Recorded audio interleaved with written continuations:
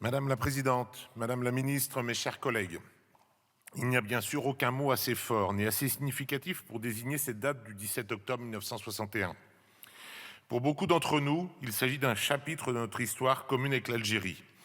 Mais pour beaucoup de nos compatriotes et de nos amis algériens, il s'agit d'un souvenir dans une mémoire vive, d'une date sanglante qui nous lie dans la violence. On ne peut juger un événement historique pour le comprendre et le dénoncer sans tenir compte d'un contexte. Celui d'une guerre qui, pendant bien trop longtemps, n'a pas voulu dire son nom. Une guerre avec des victimes militaires, une guerre avec des victimes des deux côtés de la Méditerranée et des deux côtés de la Seine aussi. Une guerre avec des victimes civiles algériennes et des victimes civiles et policières françaises.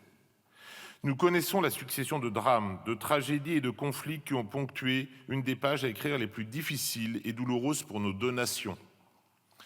Depuis l'indépendance de l'Algérie, nos deux pays n'ont pas toujours réussi à regarder leur histoire en face, entre périodes de rapprochement et de tension, entre malentendus et retrouvailles, entre vérité et réconciliation. Ce travail de mémoire, nous devons pourtant le faire pour nos deux pays, pour les millions de personnes qui ont souffert de cette guerre, mais aussi pour toutes celles et ceux qui, aujourd'hui, sont des citoyens de nos deux nations. Ce travail de compréhension de notre histoire commune, on le retrouve aujourd'hui dans le rapport de Benjamin Stora, remis en 2021 au président de la République. Le mensonge et les dissimulations sont finalement les plus grandes sources de tension aujourd'hui. Il a fallu de nombreuses années pour que la vérité éclate sur le 17 octobre et que les élus de notre nation reconnaissent les faits à travers notamment des commémorations. Le chemin de la reconnaissance a débuté en 1991 à l'occasion des 30 ans de cet événement avec la publication de la bataille de Paris, 17 octobre 1961 de Jean-Luc Einaudi.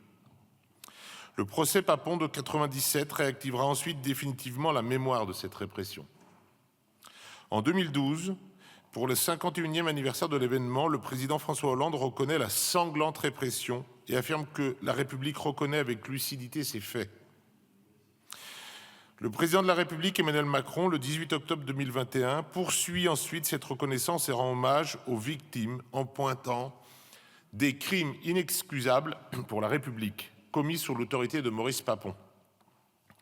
Il désigne des responsabilités clairement établies que la France regarde avec lucidité. En parallèle, l'hommage aux victimes s'est matérialisé en 2001 par l'apposition d'une plaque par la mairie de Paris, ainsi que par une stèle en acier en 2019. De nombreuses communes ont marqué cet hommage par des dénominations dans l'espace public ou des appositions de plaques commémoratives. Enfin, depuis un arrêté interministériel du 22 décembre 2021, les archives s'ouvrent petit à petit. Le travail historique est en cours et doit se poursuivre afin de faire toute la lumière sur les faits. Mes chers collègues, les crimes commis cette nuit-là sous l'autorité du préfet Maurice Papon sont inexcusables. Ils sont à l'opposé des valeurs universelles que nous défendons tous dans cet hémicycle, la liberté, l'égalité, la fraternité. Une nouvelle fois, la France doit porter un regard critique et lucide sur son passé. Nous le faisons pour penser les blessures de notre histoire et de tous ceux qui ont souffert de cette guerre, mais aussi pour poser les bases d'une amitié sincère avec l'Algérie, le socle d'une coopération solide, respectueuse et fructueuse pour les générations à venir. Il est de notre responsabilité d'accorder notre histoire passée pour bâtir un avenir meilleur de part et d'autre des deux rives de la Méditerranée, dans les domaines de la culture, de l'éducation, de la diplomatie ou de l'économie. La proposition de résolution que nous examinons a pour vocation de condamner et reconnaître de la manière la plus officielle la répression meurtrière de la manifestation pacifique de milliers d'Algériens du 17 octobre 1961. C'est donc sans réserve que nous souscrivons à la nécessité de reconnaître cet épisode de notre histoire et appelons également à l'approfondissement du travail conjoint d'analyse. A contrario, nous nous interrogeons sur l'opportunité d'inscrire une journée de commémoration officielle à l'agenda des journées officielles et cérémonies nationales.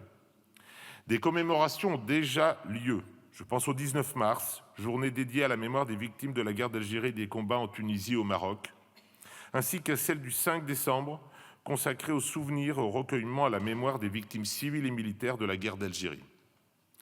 La guerre d'Algérie et ses nombreux drames sont une douleur non cicatrisée. Et il nous semble que la multiplication des journées mémorielles serait de nature à amoindrir la puissance du message que nous souhaitons faire passer. Le groupe démocrate laissera donc place à la liberté de vote. Je vous remercie.